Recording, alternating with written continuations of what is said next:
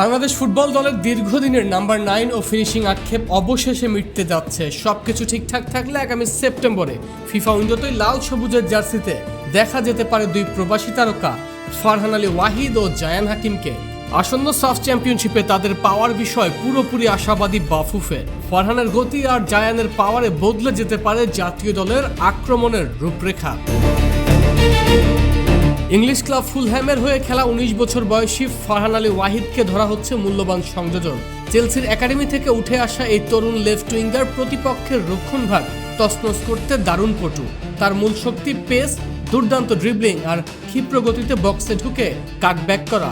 সদ্য সমাপ্ত মৌসুমে 6 গোলের পাশাপাশি 9টি অ্যাসিস্ট করে নজর কেড়েছেন ইংলিশ ফুটবলে। উইং দিয়ে ঝড় তুলে মাঝমাঠ ও আক্রমণ ভাগের মাঝে নিখুঁত সেতু গড়ে তোলাই ফারহানের স্পেশালিটি। আর যদি নিখুঁত ফিনিশিং ও বক্সের শারীরিক উপস্থিতির কথা বলেন, তবে সেখানে হাজির জায়ান হাকিম। 6 ফুট 2 ইঞ্চি উচ্চতার এই বিশাল ফরওয়ার্ডের শৈলী ভাষা আর এরিয়াল অ্যাবিলিটি প্রতিপক্ষের সেন্ট্রাল ডিফেন্ডারদের জন্য বড় আতঙ্কের নাম।